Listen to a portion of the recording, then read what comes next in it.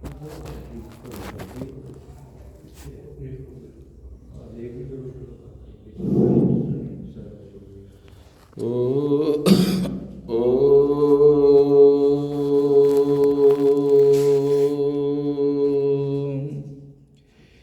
ब्रह्माणं विदधाति पूर्वं यो वै वेदांश्च प्रहिणोति तस्मै तमहदेवमात्मबुद्धिप्रकाशं मुमुक्षु वै शरणम् अहं प्रपद्ये।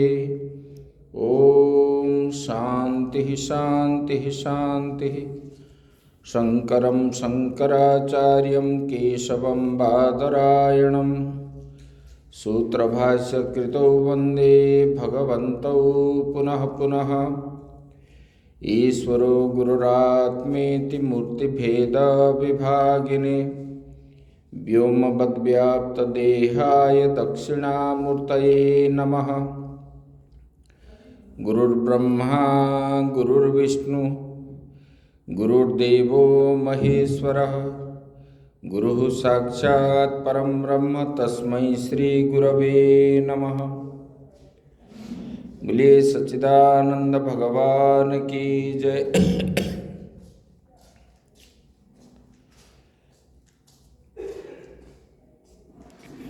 कण कण में व्याप्त परम ब्रह्म परमात्मा के श्री चरण में सत सत नमन। उपस्थित संत वृंद, आत्मा स्वरूप भक्त वृंद, भक्तिमयी माताएं, तो हम लोग जब जदुराजन ने प्रश्न किया तो बोले कि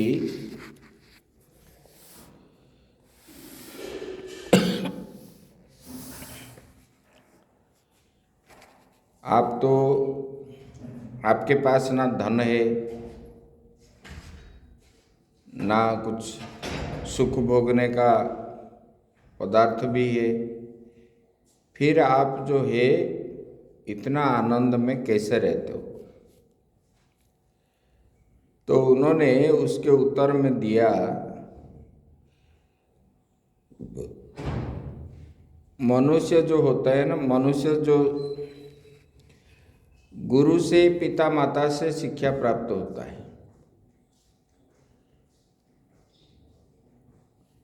गुरु जो होते हैं, गुरु मतलब सबसे जो ओजनदार है वो गुरु है। गुरु सबको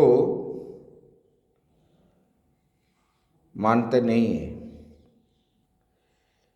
मतलब गुरु सबसे जो ओजनदार है। गुरु मतलब भारी है।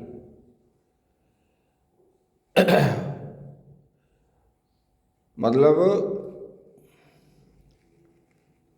जिनसे हम शिक्षा प्राप्त करते हैं उनको गुरु बोलते हैं। और जिस लोगों से हमको शिक्षा प्राप्त हुई है, किसी प्रकार शिक्षा, ये शिक्षा नहीं है, ये तो पेट पालने की शिक्षा है।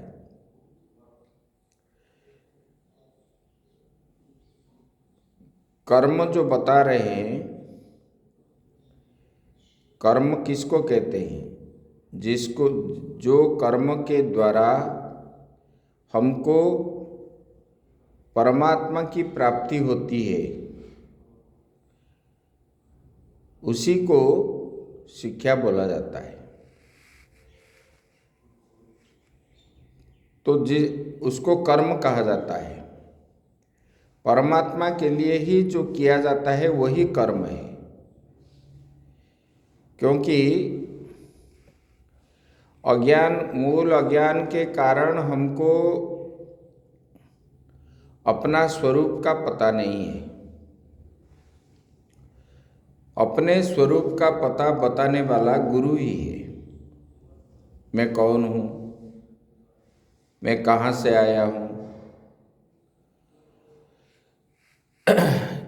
ये जो है गुरु बताते हैं। तो गुरु कैसे होना चाहिए? बोले कि जिनके पास ज्ञान भी हो, त्याग हो, वैराग्य हो, वही गुरु है। अगर त्याग नहीं, ज्ञान है, तब भी कोई फायदा नहीं। ज्ञान है, वैराग्य है, लेकिन त्याग नहीं है। अगर ज्ञान नहीं है, त्याग वैराग्य है, वो भी नहीं है। ये तीनों चीज़ों में एक कमी होने पर वो नहीं होते। तीनों बराबर रहना चाहिए। त्याग भी होना चाहिए, वैराग्य भी होना चाहिए, और ज्ञान भी होना चाहिए। नारद जैसे गुरु होना चाहिए। मतलब उन्होंने जिन जिन को जो जो शिक्षा दिए, वो सीधा भगवान को ही प्राप्त हुए। देखो, रत्नाकर को वाल्मीकि बना दिए, उपदेश किए। तो गुरु के पास जाकर के गुरु दिया हुआ उपदेश को जो मान करके पालन करता है, वही बनता है। अगर जाएंगे ऐसे बड़े वाले जिनके तपस्वी के पास जाएंगे, वो बताया हुआ चीज़ हम नहीं करेंगे। जैसे कि किसी को कुछ बीमार हुआ है, डॉक्टर के पास गया, डॉक्टर ने उनको दवाई दिया, परहेज में रहने के लिए बोला। अगर दवाई नहीं खाएगा कि परहेज में नहीं रहेगा तो बीमार से मुक्ति नहीं होती, चाहे कितना भी बड़े डॉक्टर हो। ऐसे भी गुरु बताया हुआ उपदेश को अगर हम पालन करेंगे, तब जाके हमारे अंदर वही चीज दिखाई पड़ेगा, हमारे अंदर परिवर्तन आएगा। गुरु के पास जाएंगे, गुरु तो कभी गलत रास्ता नहीं बताने वाले हैं जो गुरु होते हैं, क्योंकि शास्त्र में बताया गया, संत सहहि दुख परहित लागी। जो संत होते हैं वो कभी किसी का अहित चिंता नहीं करते, अमंगल नहीं चाहते। वो चाहते हैं, जैसे पिता माता कभी संतान का अमंगल जैसे नहीं चाहते, ऐसे गुरु भी जो है कि संत जो है कभी किसी का अमंगल नहीं चाहते। इसलिए तो हमारा परंपरा क्या है, सर्वे भवन्तु सुखिनः सर्वे सन्तु निरामया। सर्वे मतलब हम मनुष्य मात्र के नहीं है, कीट पतंग से लेकर के ब्रह्मलोक पर्यंत जितने सारे प्राणी हैं, सब लोग सुख में रहे, सुख सुविधा सबको प्राप्त हो, ये हमारा परंपरा है। ये परंपरागत जो है, क्योंकि ये वेद में आया है। और ये परंपरागत जो गुरु होते हैं, मनमानी गुरु नहीं है, इसलिए फलीभूत नहीं होता। आप सोचोगे कि गुरु के पास जाएंगे, गुरु हमको कुछ दिखा देंगे, कुछ दे देंगे, हम ऐसे बन जाएंगे, तैसे बन जाएंगे। मान लो ये तो होगा नहीं, मान लो बन भी गए, ये ज़्यादा दिन लास्टिंग नहीं होता है। और उसी में फलीभूत ना गुरु का होता है ना आपका भी होता है। इसलिए आज जो बदनामी हो रहे हैं, ये परंपरागत न होने के कारण, परंपरा का नियम न मानने के कारण ही आज समाज भ्रष्टाचार में जा रहा है। इसलिए गुरु के बात को जो मानता है, जिससे जो शिक्षा प्राप्त हुआ है, उसी बात को हम मान करके लक्ष्य में पहुँचे, तब जाके गुरु करना सार्थक बनता है। मंत्र तो लेते हैं लेकिन जाप नहीं करते, गुरु जो बोलते हैं वो करते भी नहीं। ये सब चीज जो है जीव को दुख पहुंचाता है। तो अवधूत भगवान ने बोले मैंने 24 गुरु बनाया, कल हम बताए थे। बोले कि ये 24 गुरु जो बनाया, पृथ्वी, वायु, आकाश, अग्नि, चंद्रमा, सूर्य, ये सबको बनाया। ऐसे कि वेश्या को भी बनाया उन्होंने। मतलब छोटी जीव होने पर भी उनसे भी कुछ शिक्षा मिलती है। तो इसलिए जिनसे जो मिला है उसको जो है गुरु माने। तो गुरु मानने के कारण ही बोले कि मैंने वो उपदेश माना, इसलिए मैंने समाज में जो विचरण करता हूँ परिव्राजक होके, मैं आनंद में रहता हूँ। वो बोले कभी लोग जो है मुझे शोभा यात्रा करके लेते हैं, उसी में ना मैं आनंद होता हूँ। कभी लोग मुझे पत्थर भी मारते हैं, रास्ते से जाने के समय पत्थर भी मारते हैं, ना इसी से मैं दुखी भी होता हूँ। ना इसमें उसी में आनंद होते हैं, ना इसमें दुखी होते हैं। बोले कि जो धीर पुरुष होते हैं, दुखे स्वनुत विघ्न मनाः सुखेषु विगत ज्वरः वीतराग भय क्रोधो स्थित धीर मुनिरुच्यते। दुख में कभी उद्विग्न नहीं होते, हाय हाय नहीं होते। सुखेषु विगत ज्वरः, सुख आया तो आनंद भी नहीं होते। बोले कि वीतराग भय क्रोधो, इसके अंदर जो ज्ञानी होते हैं उसके अंदर ना आसक्ति है, ना क्रोध है, ना मोह है। ये सबसे रहित होकर के ऐसे वाले लोगों को क्या बोलते हैं? मुनि कहते हैं, और स्थित प्रज्ञ कहते हैं, ज्ञानी कहते हैं। जो प्राचुर्य में रहने वाले और हर समय सुख सुविधा आदि में आनंद रहने वाले, वो कभी नहीं होते। दुख सुख उभय को, शीत उष्ण आदि को जो समभाव में देखता है वही है, वही बता रहे हैं। बोले कि मैंने जो है वायु से प्राणभृत्यैव संतुष्येन मुनिर्नैवेन्द्रिय प्रियै ज्ञानम यथा न नश्येत नावकीर्येत वाङ्मनः। बोले कि मैंने जो है अपने शरीर भीतर रहने वाले जो वायु है, प्राणवायु से मुझे शिक्षा प्राप्त हुई है। बोले कि उनकी क्या है? बोले कि आहार मात्र की इच्छा रखता है वो, भोजन कब मिलेगा। जब भोजन मिल गया उसी से संतुष्टि हो जाता है। उसकी जब भोजन प्राप्त हो जाता है उसी से वो प्राणवायु क्या करता है? संतुष्टि हो जाता है।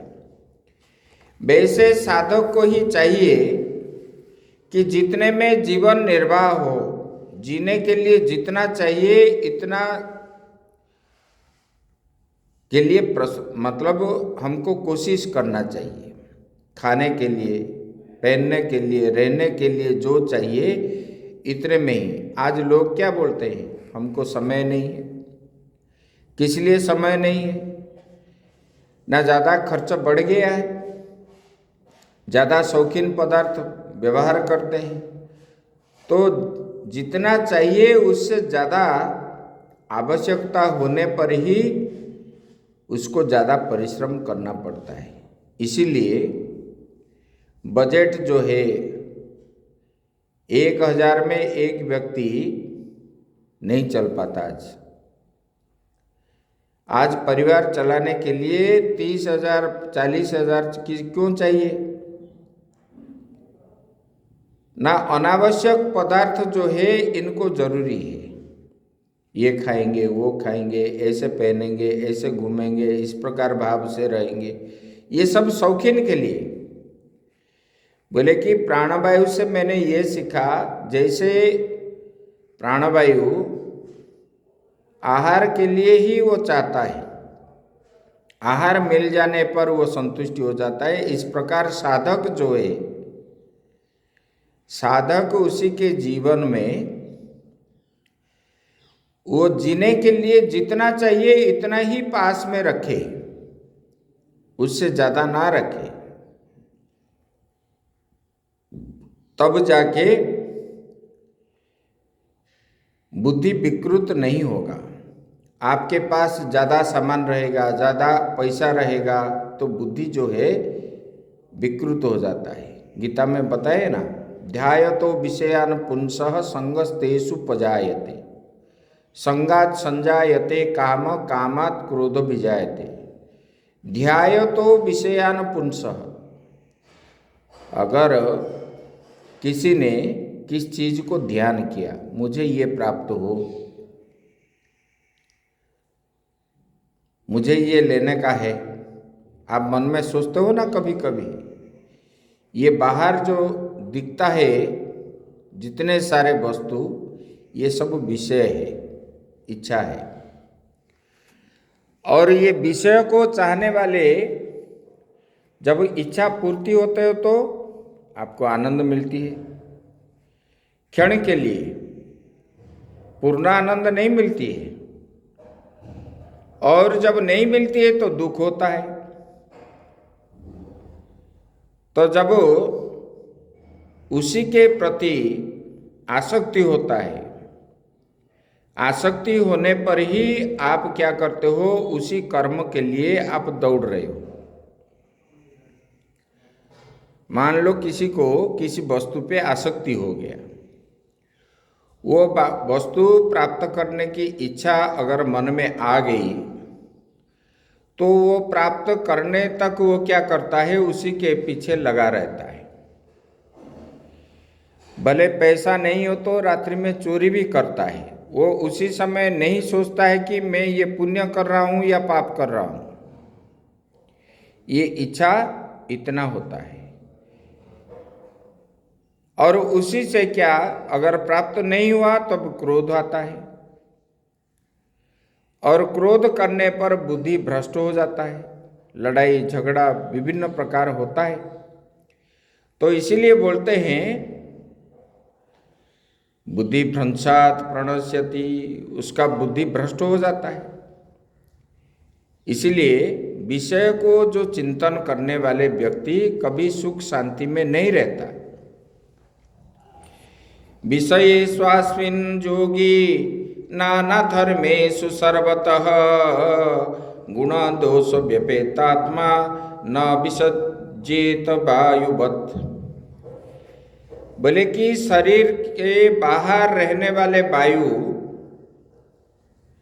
अंदर की वायु के बारे में तो बता दिया, अभी बाहर रहने वाले वायु जो समष्टि वायु, अंदर जो वायु है ये व्यष्टि वायु है, और वो जो बाहर वाला वायु ये समष्टि वायु है। बोले कि ये समष्टि वायु से मैंने ये सीखा,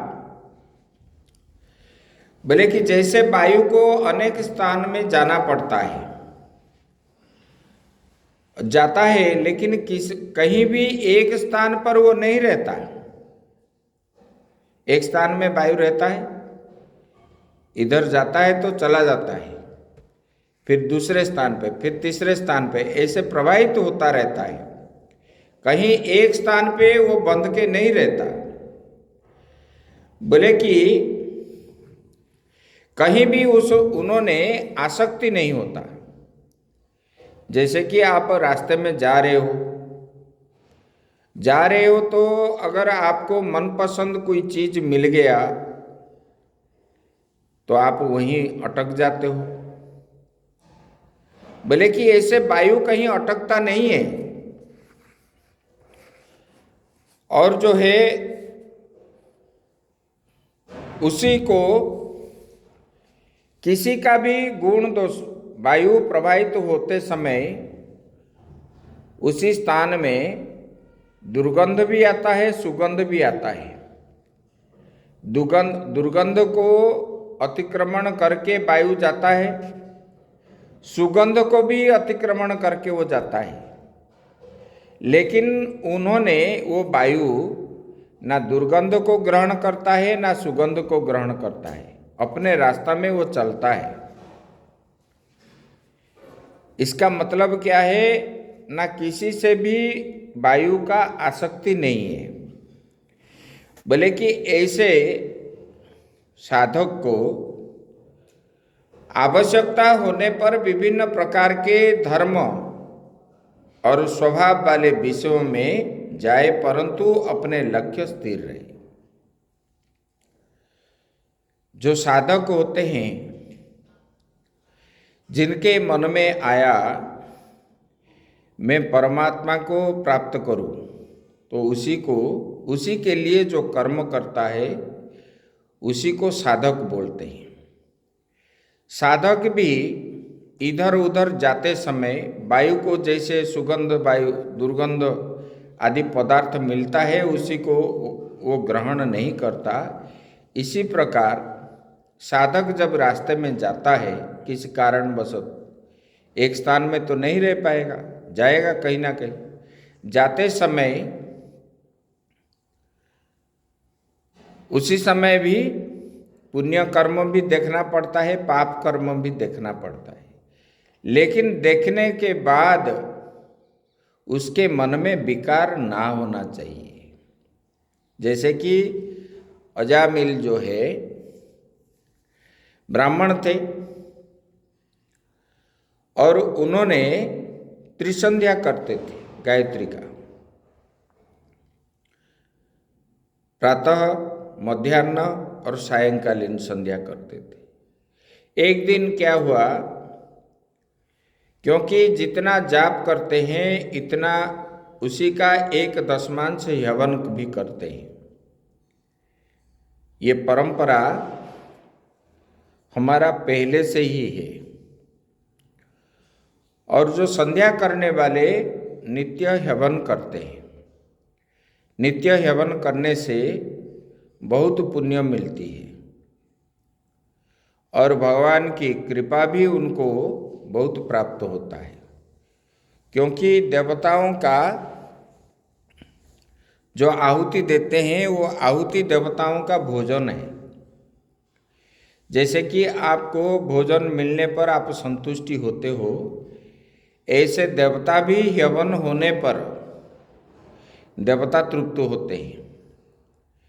लेकिन यज्ञ में आजकल जो हो रहा है, अपने भोजन के लिए जैसे लोग ध्यान देते हैं, यज्ञ के लिए कोई ध्यान नहीं देता। देते नहीं देते हैं। हम कितना आइटम कर बनाएंगे, कैसे खाएंगे, कैसे कितने लोग आएंगे, इसमें जितना हमारा मन होता है। लेकिन जिनके द्वारा हमको ये सब कुछ प्राप्त होता है उनको छोड़ देते हैं। तो उनको सुख शांति मिलेगा तब जो है हमको इसमें भी सुख शांति प्राप्त होगा। अगर उनको हम दुखी करेंगे तो हमको जो है उल्टा असर पड़ता है। एक बार हम गए थे,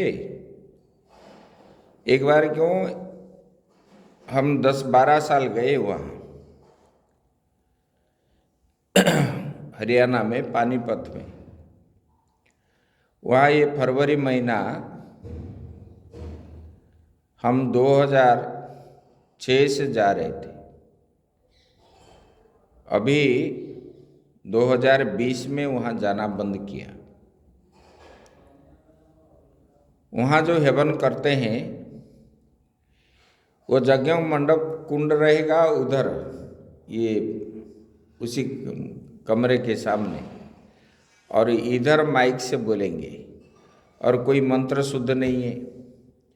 एक साथ लकड़ी डाल देंगे, उसी में माचिस लगा करके अगर वो कर्पूर आदि डाल देंगे, बस कुछ भी गा लेंगे और स्वाहा स्वाहा करेंगे। इसमें क्या फायदा है?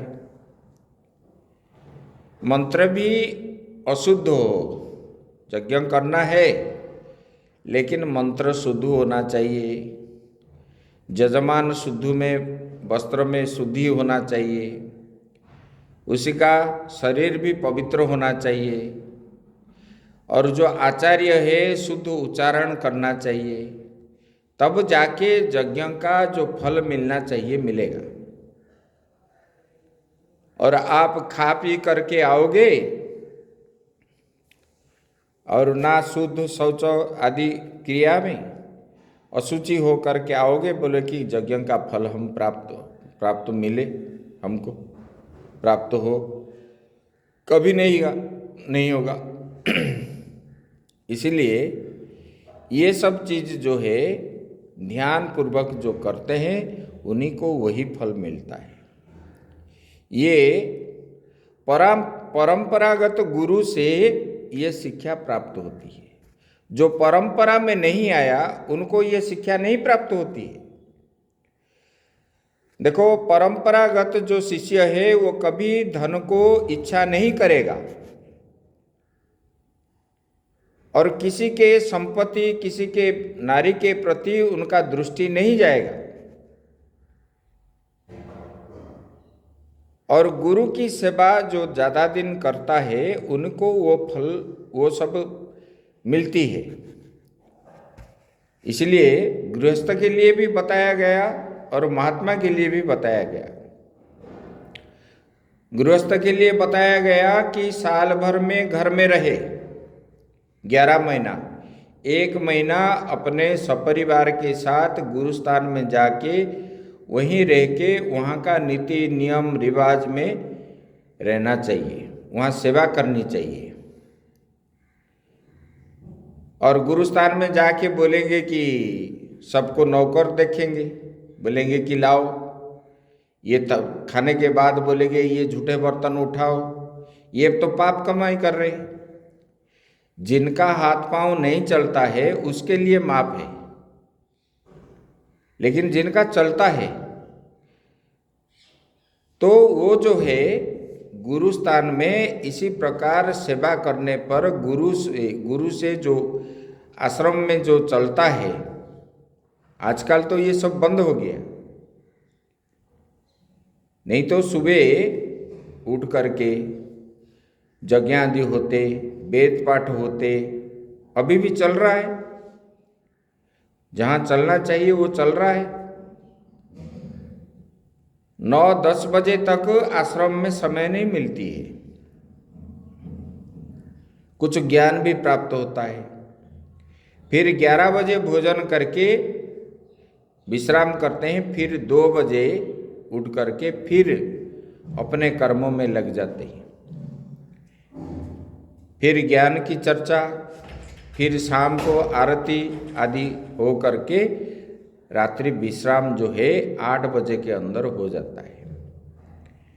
ये परंपरागत है।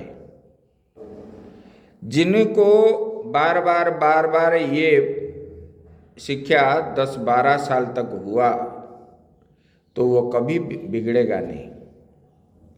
और बिगड़ा हुआ आदमी जैसे कि रत्नाकर थे, नारद जी के प्रेरणा से उन्होंने बदल गए, मिट्टी भी सोना बन जाता है। तो ये परंपरा में हमारा ये है।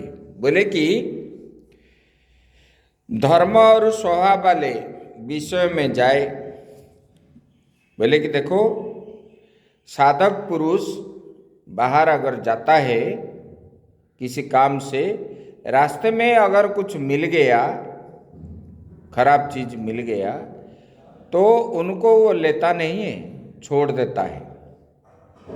वायु से मैं यही सीखा, वायु जैसे परित्याग कर देता है, वो नहीं देखता है कि ये नरक है, इसके ऊपर मैं नहीं जाऊं, वहाँ पर सुगंध पदार्थ है उन्हीं के ऊपर ही जाऊं, ये नहीं देखता है। रास्ते में जो भी आता है वो जाता है, लेकिन अपने पास कुछ भी नहीं लाता, सब छोड़ करके जाता है। ऐसे साधक जो है संसार में, जब ये भी हमारा एक यात्रा है, जीवन यात्रा है ये जीवन यात्रा में सुख भी आएगा, दुख भी आएगा। इसी को जो पकड़ता है वो आगे बढ़ता नहीं है। बोले कि इसीलिए ना मुझे किसी पदार्थ से आसक्ति है, ना किसी से द्वेष है, ऐसे मैं आनंद से बैठता हूँ। वायु से मैं यही सीखा। पार्थिवेष्वीह देहेषु प्रविष्टस्तद्गुणाश्रय गुणैर्न युज्यते योगी गंधैर्वायुरिवात्मदृक्। बोले कि गंध जो है वायु का गुण नहीं है, वायु में गंध नहीं है। आपको सुगंध कैसे? वायु प्रवाहित होते समय अगर फूल के पास आकर के वायु प्रवाहित हो रहा है तो फूलों का गंध आपको मिलती है। कपूर जो है, कपूर को लग करके वायु जब आती है तब आपको जो है कपूर की सुगंध आता है। इसलिए वायु का कोई गंध नहीं है। बोले कि ये वायु का कोई गुण नहीं है, लेकिन ये गुण किसका है? बोले कि पृथ्वी की है। बोले कि परंतु वायु को गंध का वहन करना पड़ता है। वायु के पास गुण नहीं है, पृथ्वी के पास गंधवती पृथ्वी है। पृथ्वी में गंध है लेकिन वायु में नहीं है। फिर भी जो है वो गंध को ले करके जाना पड़ता है। ऐसे करने पर भी वायु शुद्ध ही रहता है। गंध से उसका कोई संपर्क नहीं है। कुछ क्षण के बाद, मतलब वायु प्रवाह हो रहा है तो सुगंध वायु आ रहा है, फूल पेड़ है तो वो कुछ स्थान तक जाएगा, फिर जो है अपने आप फिर आगे सुगंध नहीं होगा। वो वायु में कुछ गुण नहीं है। ये वायु पृथ्वी का गुण को वहन करना पड़ता है कभी कभी। वैसे ही साधक जब तक, बोले कि पार्थिवे स्व देहेषु, जो पार्थिव शरीर से संबंध है तब तक उसके जो है आदि व्याधि, पार्थिव शरीर मतलब जब तक आपका शरीर है, ये शरीर जब तक रहेगा, क्योंकि ये शरीर तो नाशवान है, जब तक शरीर है तब को आपको जो है आदि व्याधि आदि आएगी। जो रहे खांसी है, ये व्याधियाँ ये सब आती है, भूख प्यास ये सब आदि लगेगा। उसको आप जो ये शरीर को वहन करना पड़ता है। परंतु ये शरीर का धर्म नहीं है, परंतु जो है अपने को शरीर नहीं मानना चाहिए। ये शरीर का धर्म है। भूख प्यास जरा व्याधि आदि जो है ये शरीर का धर्म है, लेकिन आपका धर्म नहीं है। देखो बचपन में जो मन था आपका, अभी भी वही मन है। ये सूक्ष्म शरीर और आत्मा में कभी परिवर्तन नहीं होता है। परिवर्तन होता है किसमें? ना स्थूल शरीर में होता है, जो शरीर हमको दिखाई पड़ता है। और ये स्थूल शरीर इसका आश्रय है। ये देह जो है देही का आश्रय है। विकार आदि जो होता है देह में होता है, देही में नहीं। इसलिए साधक जो है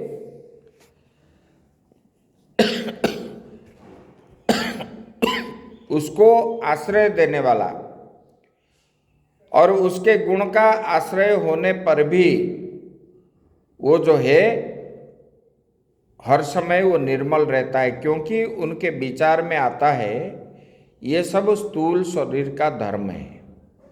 ये आत्मा में ना भूख प्यास है, ना जरा व्याधि है, ना इसमें कभी होता है।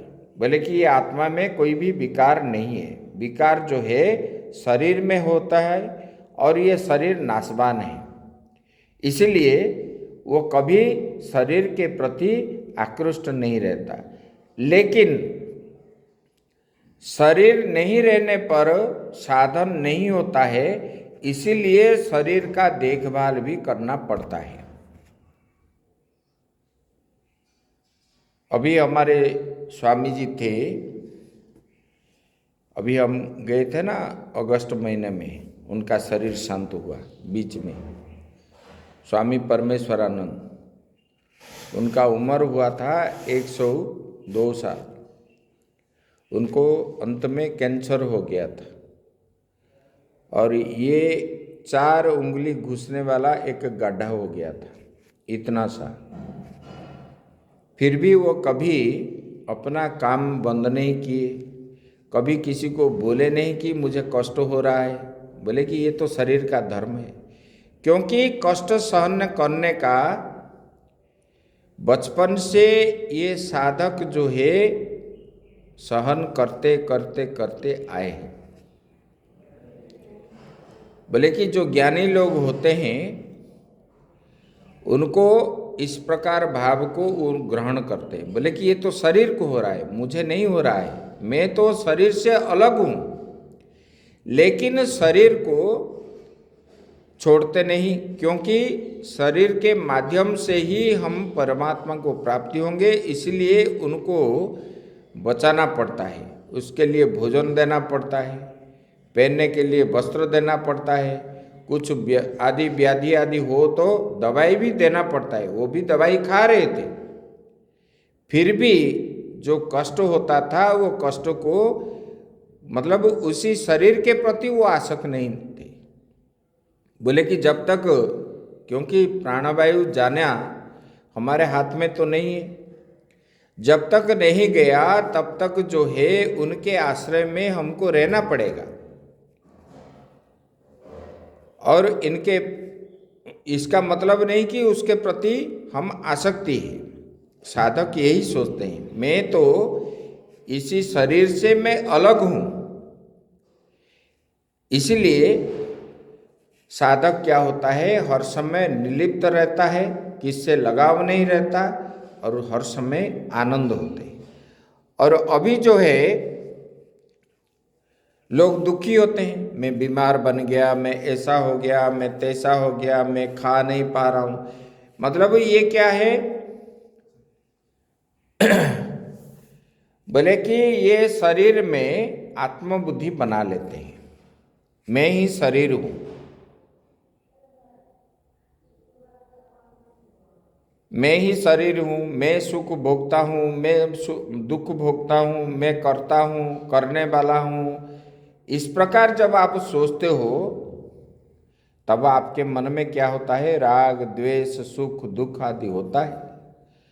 अगर आप विचार करोगे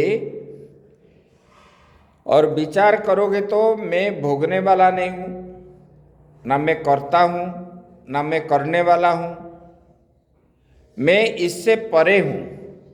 जब आप देखोगे वास्तव में हम करने वाले नहीं हैं, ना कराने वाले भी है, और हम जो है इसी से परे हैं। इस प्रकार विचार जब हम इस सिद्ध में पहुंच जाते हैं तब जो है हमारे मन में ना दुख होता है ना कुछ भी होता है। और जब तक ये विचारधारा मतलब शरीर में आत्मबुद्धि करने पर ही मन के अंदर सुख दुख आदि होता है।